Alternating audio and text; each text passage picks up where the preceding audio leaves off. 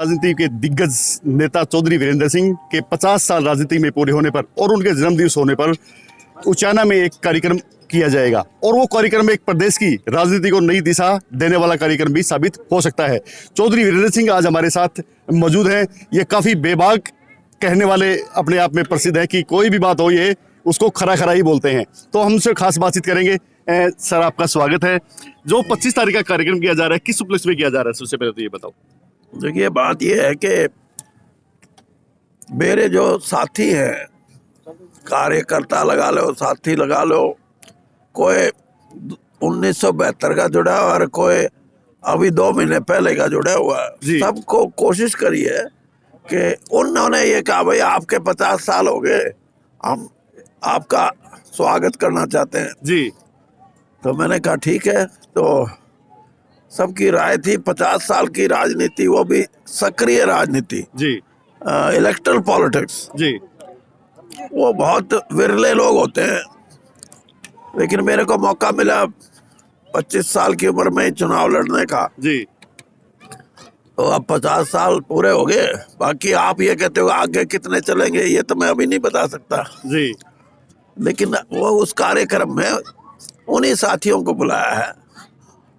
मतलब ये नहीं है जैसे आप मेरे साथी हैं, आपके जो आगे साथी हैं वो भी मेरे साथी हैं जी जी। तो इस किस्म का कार्यक्रम है और सभी राजनीतिक दल सभी मेरे साथ, कभी कोई प्रोफेसर, कोई 2 तो ऐसे मिले जो मेरे को पढ़ाया था जिन्होंने कॉलेज में जी, उनको भी आमंत्रित किया है जी। कार्यक्रम में पूरे प्रदेश की इस कार्यक्रम में निगाह लगी हुई है कि ये कार्यक्रम है जो एक राजनीति की दिशा बदलने वाला भी कार्यक्रम हो सकता है।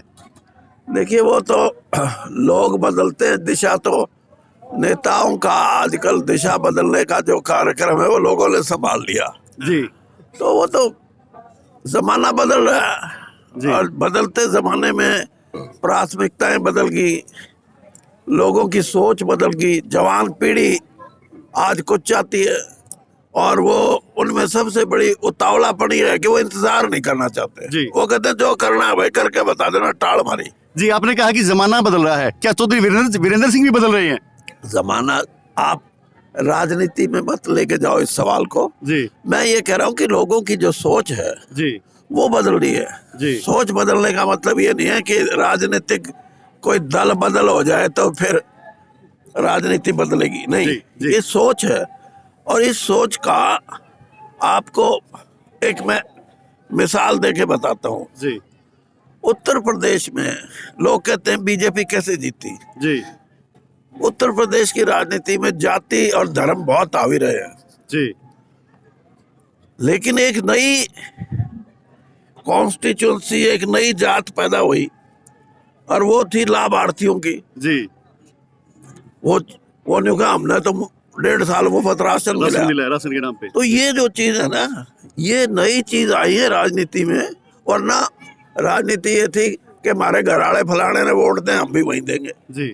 तो ये बदलते हुए परिप्रेक्ष्य में मैं कह रहा हूँ कि राजनीति बहुत तेजी से बदल रही है जी जी। काफी एक आपकी टीस रही है, आपका 50 साल का राजनीतिक जो सफर है वो पूरा हो रहा है कि एक मुख्यमंत्री नहीं बन पाए आप। मुख्यमंत्री बनाए कई हैं, कोई बात नहीं जी। ये अभी आगे पूरी होने वाली है। नहीं, मैंने बताया ना, राजनीति में आदमी को इच्छाओं पे भी नियंत्रण करके रखना चाहिए जी। ये नहीं होता कि, लेकिन मैं ये समझता हूँ कि मेरी जो परसेप्शन है जी, मैं जैसे किसान आंदोलन हुआ ये जी।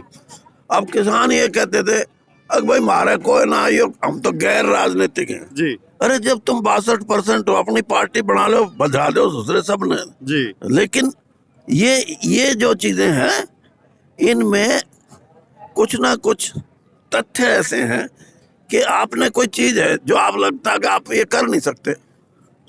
अब किसान आंदोलन का मुख्य आकर्षण यही था ना। तो उनमें कि हम राजनीतिक दल को नहीं बुलाएंगे या राजनीति हमारा काम नहीं है। मैं कहता हूँ राजनीति करो जी और अपना दल बना के इतने मोटे हो जाओ कि दूसरों को बचा दो ना। तो दूसरे तो तुमने देख लिए, वही करेंगे, किसी ने लिया हो जी। उनका दृष्टिकोण और किसान खुद मुख्तियार हो, खुद राज का मालिक हो, तो दृष्टिकोण उसका अलग होगा। ये है जी, जो कल का कार्यक्रम में पूरे प्रदेशी निगाहें हैं कि चौधरी साहब का अगला कदम क्या होगा।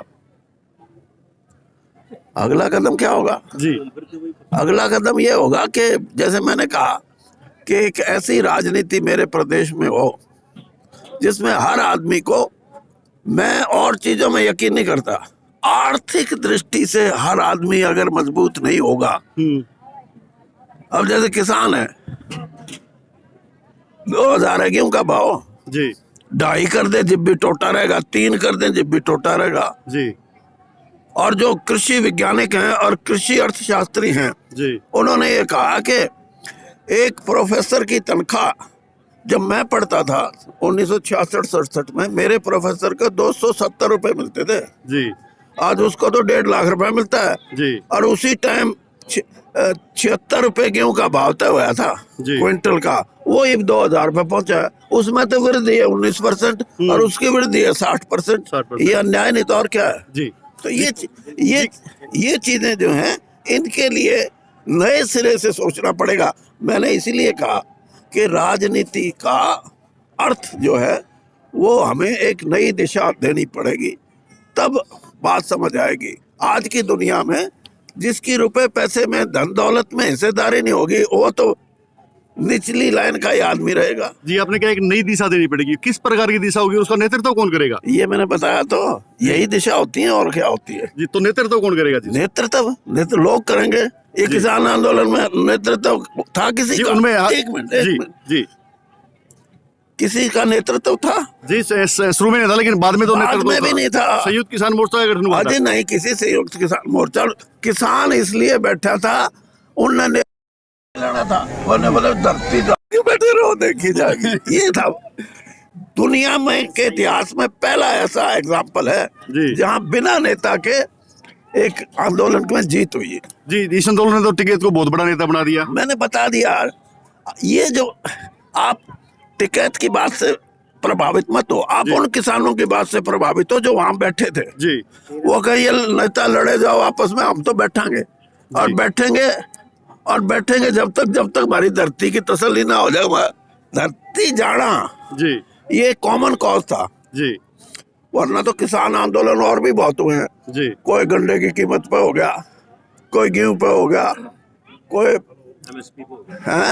MSP। ये नहीं थे इशू, ये नहीं थे जी। इशू। एक था जो तमिलनाडु के किसान को भी लगता था, महाराष्ट्र वाले को, हरियाणा वाले को, पंजाब वाले को, धरती जाओगी। जी, वो एक कॉमन इशू था जिससे कि सरकार को भी अपने कानून वापस लेने पड़े। जी, कल के कार्यक्रम में सुशील गुप्ता जी टोपी लाने वाले हैं। अब ये आप जो है ना, अपनी खबरें आप छाप लो, मैंने क्यों खाऊंगा। जी, फिर भी उन्होंने बयान लिखा था कि मैं टोपी लेके जाऊंगा।